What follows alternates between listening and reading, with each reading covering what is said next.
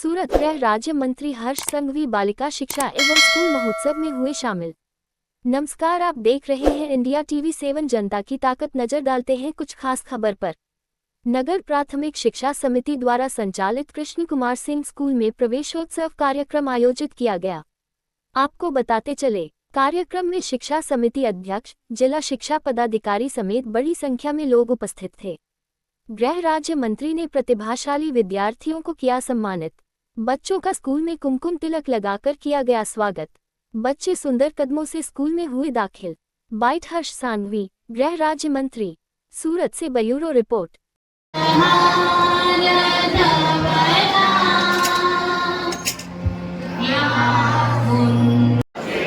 पर्यावरण बचाववा माटे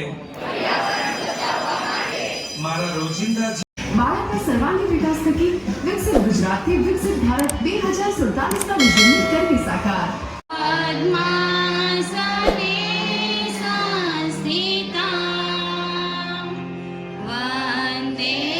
આજના કાર્યક્રમના ઉદ્ઘાટક રાકેશભાઈ ભીકડીયા સાહેબને પુસ્તક અર્પણ કરીને સ્વાગત, સન્માન અને અભિવાદન।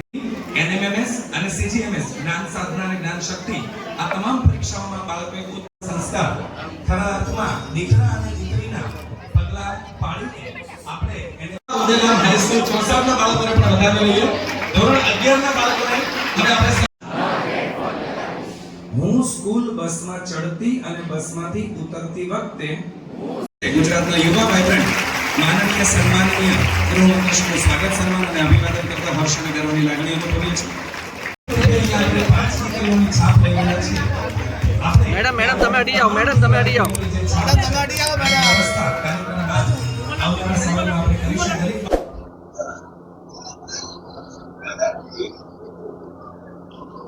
રાજ્યમાં મુખ્યમંત્રી શ્રી ભૂપેન્દ્રભાઈ પટેલના માર્ગદર્શનમાં આજે અષાઢી એકમના શુભ દિવસે ગુજરાતના બધા જ ગામડાઓમાં, શહેરોમાં, શાળાઓમાં કન્યા કેળવણી અને શાળા પ્રવેશ ઉત્સવની શરૂઆત થઈ છે।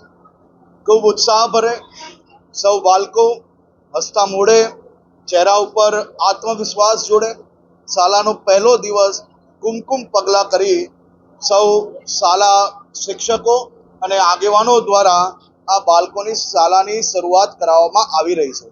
આ અદ્ભુત દ્રશ્ય આજે જોવા મળ્યા સુરત શહેરની શાળામાં, જ્યાં હજારોની સંખ્યામાં વાલીઓ અને બાળકો ઉપસ્થિત રહ્યા। શાળા પ્રવેશ ઉત્સવ એ બાળકોના ભવિષ્ય ઉજ્જવલ કરવાનો આ કાર્યક્રમ છે અને આ પ્રયાસ થકી રાજ્યમાં ગામડાઓથી લઈને શહેરોમાં શાળાઓની અંદર ખૂબ મોટો બદલાવ આવ્યો છે। આભાર।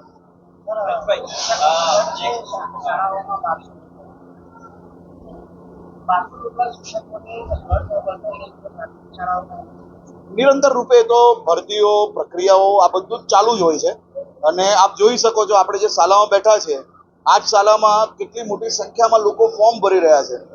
જેટલી સંખ્યા આપણી પાસે, જેટલી સીટો છે એનાથી બી 10 ગણી અરજીઓ અહીંયા મળી રહી છે અને જે જગ્યા પર જ્યાં કંઈ ઘટ હોય ત્યાં સરકાર જે ભરતીઓ થકી એ પૂર્ણ કરવાની પ્રક્રિયા ચાલુ રહી છે। આભાર।